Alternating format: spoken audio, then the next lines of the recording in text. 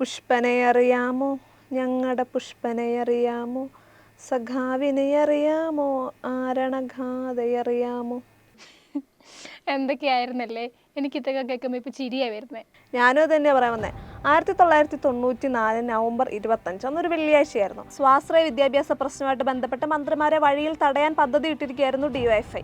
അന്ന് കൂത്തുപറമ്പ് അർബൻ സഹകരണ ബാങ്കിന്റെ സായാഹ്ന ശാഖ ഉദ്ഘാടനത്തിനെത്തിയതായിരുന്നു മന്ത്രി MV രാഘവൻ. ഇതുപോലൊരു പ്രശ്നത്തിന് DYFI റെഡിയായി നിൽക്കുമെന്ന് അറിയുന്നത് കൊണ്ട് തന്നെ അന്ന് വലിയൊരു പോലീസ് സന്നാഹം അവിടെ ഉണ്ടായിരുന്നു. 2000-ഓളം DYFI പ്രവർത്തകരുണ്ടായിരുന്നു. അങ്ങനെ പോലീസ് സുരക്ഷയിൽ മന്ത്രി വന്നിറങ്ങി. അപ്പോൾ തന്നെ മുദ്രാവാക്യങ്ങൾ വിളിച്ചുകൊണ്ട് DYFI പ്രവർത്തകർ മന്ത്രിക്കടുത്തേക്ക് പോയി. അപ്പോൾ പോലീസ് ലാത്തി ചാർജ് തുടങ്ങി, പോലീസിന് നേരെ കല്ലേറുണ്ടായി. അങ്ങനെ അവിടെ ഒരു സംഘർഷാവസ്ഥയുണ്ടായി. അപ്പോൾ വെടിവെക്കലല്ലാതെ പോലീസിന് വേറെ ഓപ്ഷനില്ല. അങ്ങനെ 2 മണിക്കൂറോളം നീണ്ട വെടിവെപ്പിൽ 5 DYFI പ്രവർത്തകർ മരിച്ചു. അങ്ങനെ പരിക്കേറ്റവരിൽ ഒരാളാണ് പുഷ്പൻ. ഒരു കർഷക തൊഴിലാളി ഫാമിലി ജനിച്ച ആളാണ് പുഷ്പൻ. 8ാം ക്ലാസ് വരെ വിദ്യാഭ്യാസം നേടിയിട്ടുള്ളൂ. അപ്പം ജോലി എടുക്കേണ്ടത് കുടുംബത്തിൻ്റെ ആവശ്യമായതുകൊണ്ട് തന്നെ ബാംഗ്ലൂർ ഒരു പലചരക്ക് കടയിൽ ജോലി ചെയ്തുകൊണ്ടിരിക്കുകയായിരുന്നു. അവധിക്ക് നാട്ടിലെത്തിയപ്പോഴാണ് സ്വാശ്രയ വിദ്യാഭ്യാസ പ്രശ്നവുമായിട്ട് ബന്ധപ്പെട്ട് സംഘടന സമരമുഖത്താണെന്ന് അറിയുന്നത്. അങ്ങനെയാണ് ഈ സമരത്തിലേക്ക് പുഷ്പൻ ചെല്ലുന്നതും.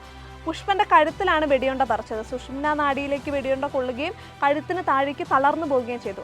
അന്നു മുതൽ ഇന്ന് വരെ പുഷ്പൻ കിടപ്പിലാണ്. പക്ഷെ പാർട്ടി പുഷ്പനോട് ചെയ്തത് 2 പതിറ്റാണ്ടുകൾക്ക് ശേഷം കൂത്തുപറമ്പ് വെടിവെപ്പ് കേസിൽ പാർട്ടി പ്രതിസ്ഥാനത്ത് നിർത്തിയ MV രാഘവനെ രാഷ്ട്രീയാലിംഗനം നടത്തുകയും അദ്ദേഹത്തിന്റെ മകന് നിയമസഭാ സീറ്റ് നൽകുകയൊക്കെ ചെയ്തു.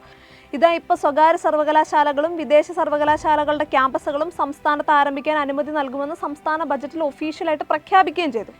വിദേശ സ്ഥാപനങ്ങളുടെ ഏജന്റായി മാറേണ്ടതില്ല. നമുക്ക് നമ്മുടെ നാടിനെ തന്നെ അഭിവൃദ്ധിപ്പെടുത്താം.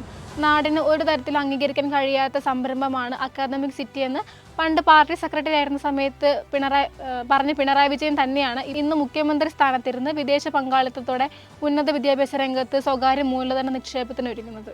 ഇപ്പോൾ സ്വകാര്യ സർവകലാശാലകളും വിദേശ സർവകലാശാലകളുടെ ക്യാമ്പസുകളും ഒക്കെ അനുവദിച്ചുകൊണ്ട് സംസ്ഥാന ബജറ്റ് പ്രഖ്യാപിക്കുമ്പോൾ കമ്മ്യൂണിസ്റ്റ് പാർട്ടിയും SFIയും നാണക്കേടോട് ഓർക്കേണ്ട മറ്റൊരു കാര്യം 2016 SFI നടത്തിയ സമരമാണ്. അന്ന് UDF സർക്കാരിന്റെ നേതൃത്വത്തിൽ കോവളം ഹോട്ടൽ ലീലയിൽ വെച്ച് നടന്ന ആഗോള വിദ്യാഭ്യാസ സംഗമത്തിനെത്തിയ വിദേശ പ്രതിനിധികൾക്ക് മുന്നിൽ വെച്ച് ഉന്നത വിദ്യാഭ്യാസ കൗൺസിൽ ചെയർമാനും മുൻ അംബാസഡറുമായിരുന്ന TP ശ്രീനിവാസനെ SFI പ്രവർത്തകർ കരണത്തടിക്കുകയും നിലത്തിട്ട് ചവിട്ടുകയും ചെയ്തു. വിദ്യാഭ്യാസ കച്ചവടമാക്കാനുള്ള ഒരു വേദിയാണ് ആഗോള വിദ്യാഭ്യാസ സംഗമം എന്ന് ആരോപിച്ചായിരുന്നു ആ ആക്രമണം ഉണ്ടായത്. 8 വർഷങ്ങൾക്ക് ശേഷം അതേ ആഗോള വിദ്യാഭ്യാസ സംഗമത്തിൽ മുന്നോട്ട് വെച്ച ആശയങ്ങളിൽ പലതും തന്നെയാണ് സംസ്ഥാന ബജറ്റിലും പ്രഖ്യാപിച്ചിരിക്കുന്നത്. വിദേശ സർവകലാശാലകൾക്കും ഏജൻസികൾക്കും കേരളത്തിൽ പ്രവർത്തിക്കാനുള്ള അവസരം, പ്രത്യേക സാമ്പത്തിക മേഖലാ മാതൃകയിൽ വിദ്യാഭ്യാസ മേഖലകൾ ആരംഭിക്കുക, അക്കാദമിക് സിറ്റി ആരംഭിക്കുക തുടങ്ങിയവയായിരുന്നു 2016 മുന്നോട്ട് വെച്ച ആശയം. ഇതൊക്കെ തന്നെയാണ് ഇപ്പോൾ സംസ്ഥാന ബജറ്റിലും പ്രഖ്യാപിച്ചിരിക്കുന്നത്. സംസ്ഥാനത്ത് വിദേശ സർവകലാശാലകൾ ആരംഭിക്കുന്നതിനുള്ള നടപടി കൈക്കൊള്ളുമെന്ന് ധനമന്ത്രി നിയമസഭയിൽ വ്യക്തമാക്കിയിരുന്നു. ദേശീയ അന്തർദേശീയ സ്ഥാപനങ്ങളുമായി സഹകരിച്ച് അന്താരാഷ്ട്ര നിലവാരത്തിലുള്ള പുതിയ ഉന്നത വിദ്യാഭ്യാസ സ്ഥാപനങ്ങൾ ആരംഭിക്കുന്നതിന് നിക്ഷേപം ആകർഷിക്കുന്നതിനായി പുതിയ പാക്കേജുകൾ നടപ്പിലാക്കുമെന്നും പ്രഖ്യാപിച്ചിരുന്നു. കൂടാതെ സംസ്ഥാനത്ത് സ്വകാര്യ സർവകലാശാലകൾ ആരംഭിക്കുന്നതിനുള്ള നടപടിയും പ്രഖ്യാപിച്ചു. അപ്പം പണ്ട് നിങ്ങൾ സമരം ചെയ്ത് എതിർത്ത കാര്യങ്ങളല്ലേ ഇപ്പം അനുവദിക്കുന്നതെന്ന് നമ്മുടെ മന്ത്രിമാരോട് ചോദിച്ചപ്പോൾ പണ്ടത്തെ സമരം അന്നത്തെ കാലത്തിനനുസരിച്ചുള്ളതായിരുന്നു എന്നുള്ള മറുപടിയാണ് അവർ നൽകുന്നത്. കഴിഞ്ഞ സർക്കാരിൻ്റെ കാലത്ത് സംസ്ഥാനത്ത് സ്വയംഭരണ കോളേജ് പ്രഖ്യാപനം വന്നപ്പോൾ പ്രക്ഷോഭവുമായി രംഗത്തെത്തിയവരാണ് ഇടത് വിദ്യാർത്ഥി സംഘടനകൾ. ഇപ്പം സ്വകാര്യ വിദേശ സർവകലാശാലകളെ സംബന്ധിച്ചുള്ള ബജറ്റ് പ്രഖ്യാപനം വന്നപ്പോൾ കൃത്യമായൊരു മറുപടി പോലും നൽകാൻ കഴിയാത്ത ദുരവസ്ഥയിലാണ് ഇടത് വിദ്യാർത്ഥി പ്രസ്ഥാനങ്ങൾ.